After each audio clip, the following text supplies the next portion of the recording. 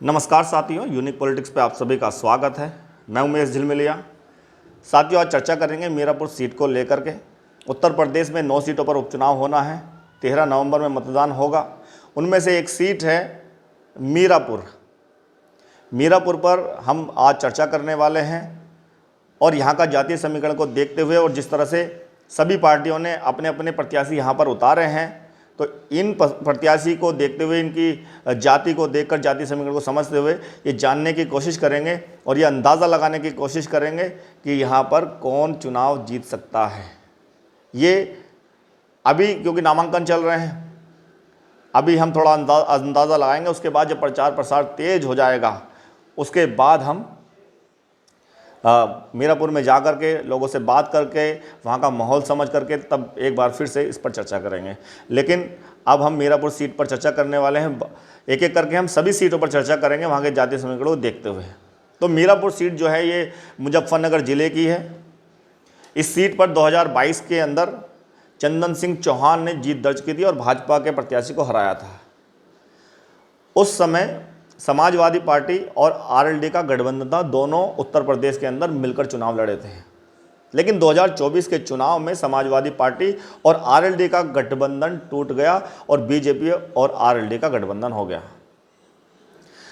तो लोकसभा के चुनाव में आरएलडी को उत्तर प्रदेश में 2 सीट दी गई बीजेपी की तरफ से। तो 2 सीटों के अंदर एक सीट थी बिजनौर। तो बिजनौर लोकसभा सीट पर चंदन सिंह चौहान चुनाव लड़े आरएलडी की तरफ से और उन्होंने जीत दर्ज की, यानी कि वो सांसद बन गए। सांसद बनने के बाद उन्होंने अपने पद से, जो विधायक थे, उस पद से इस्तीफा दिया और ये सीट खाली हो गई। तो इस पर ये चुनाव होना है। और अभी भी बीजेपी और आरएलडी के गठबंधन में ये सीट जो है मीरापुर की, ये आरएलडी के खाते में ही गई है। तो यहाँ पर 4 मुख्य पार्टियाँ हैं। पहले 3 पार्टियाँ होती थी, लेकिन इस सीट पर 4 मुख्य पार्टियां हैं। एक बीजेपी, फिर समाजवादी पार्टी, बहुजन समाज पार्टी और आज़ाद समाज पार्टी भी यहाँ पर अच्छी पकड़ रखती है मुसलमानों के अंदर।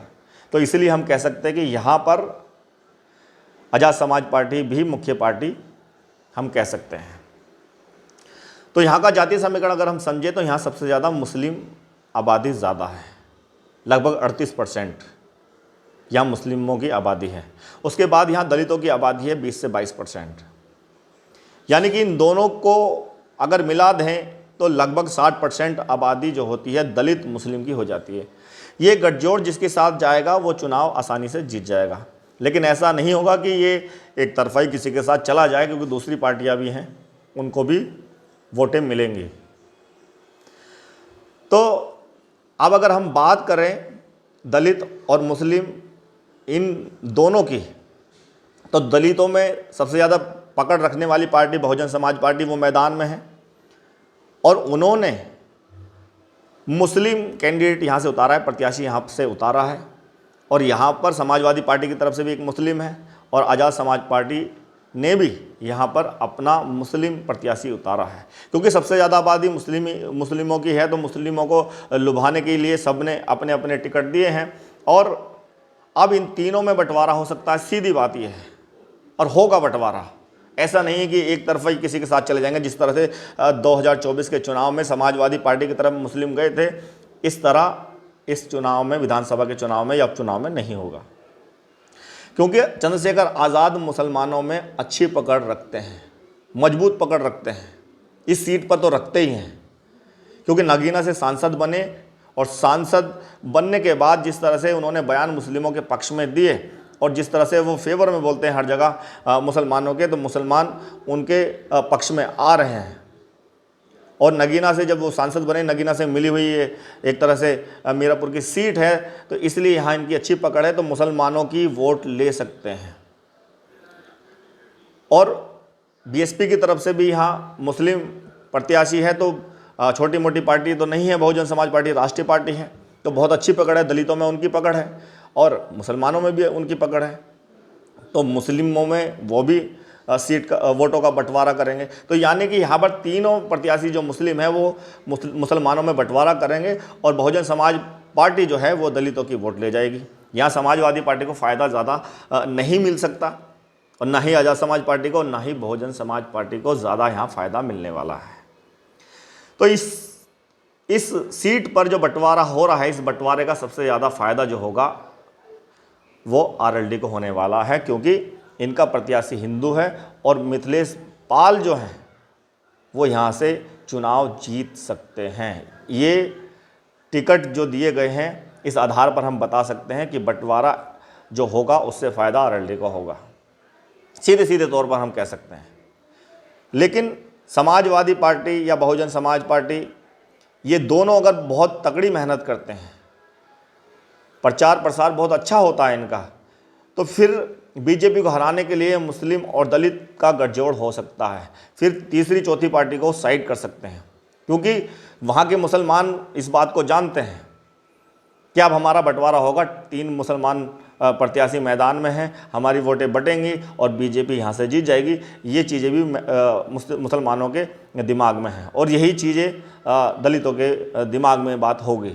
लेकिन समाजवादी पार्टी और बहुजन समाज पार्टी में जो सबसे ज़्यादा मेहनत करेगा, अच्छी मेहनत कर लेगा और फिर आज़ाद समाज पार्टी को 4-5 हज़ार वोटें इतनी मिल जाएं और बहुजन समाज पार्टी एक तरफा दलितों की और मुसलमानों की वोट ले जाएं, तो फिर बीएसपी चुनाव जीत सकती है।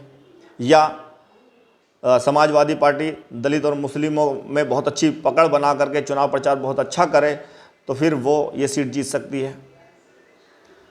यानी कि अगर बंटवारा नहीं कर पाई, अगर बंटवारा नहीं हुआ तो ही फ़ायदा हो सकता है, लेकिन ऐसा लगता नहीं कि बंटवारा ना हो, बंटवारा ज़रूर होगा और आज़ाद समाज पार्टी और बहुजन समाज पार्टी और समाजवादी पार्टी तीनों में बंटवारा होना है और फ़ायदा सीधे सीधे तौर पर हम कह सकते हैं आरएलडी को हो सकता है। मैंने पहले ही इस बात को कहा कि जितनी भी सीटें हैं, 9 सीटें हैं, इस पर हम एक एक करके चर्चा करेंगे। अभी हम मीरापुर सीट की बात कर रहे हैं, तो मीरापुर सीट पर आरएलडी को फ़ायदा मिल सकता है और किसी के भी एक पार्टी के पक्ष में हम बात नहीं करेंगे कि हमने ऐसे कह दिया कि ये पार्टी यहाँ से जीत सकती है, बहुजन समाज पार्टी यहाँ से जीत सकती है, आज़ाद समाज पार्टी यहाँ जीत सकती है। नहीं, जो सीट जातीय समीकरण को देखते हुए, बंटवारे को देखते हुए जिस पार्टी का फ़ायदा होगा, जो जीत दर्ज कर सकती है, उसी के बारे में अपनी वीडियो में बताने की कोशिश करूँगा। तो ये समीकरण कहता है मीरापुर सीट का कि यहाँ पर जो बंटवारा देखने को मिल रहा है, 3 प्रत्याशी मुस्लिम हैं और 1 प्रत्याशी हिंदू है, तो यहाँ पर आरएलडी को फ़ायदा हो सकता है। बाकी 13 नवंबर ज़्यादा दूर नहीं है और ज़्यादा समय भी नहीं है प्रचार प्रसार का, और इन्होंने, बीजेपी ने और समाजवादी पार्टी ने तो काफ़ी समय बाद अपने प्रत्याशी मैदान में उतारे हैं, लेकिन आज़ाद समाज पार्टी और बहुजन समाज पार्टी ने अपने जो प्रत्याशी हैं वो पहले ही उतार दिए थे। लेकिन जिस तरह से बीजेपी और समाजवादी पार्टी उत्तर प्रदेश के अंदर थोड़ी उसमें चल रही हैं, फाइट में चल रही हैं, एक तरह से हम कह सकते हैं ये दोनों फाइट में हैं, क्योंकि इनके साथ कांग्रेस का भी गठबंधन है समाजवादी पार्टी के साथ। तो इसीलिए बड़ी सोच समझ के जातीय समीकरण को देखते हुए अपने अपने प्रत्याशी उतार रहे हैं। तो देखते हैं क्या होता है। बहुत बहुत धन्यवाद, नमस्कार।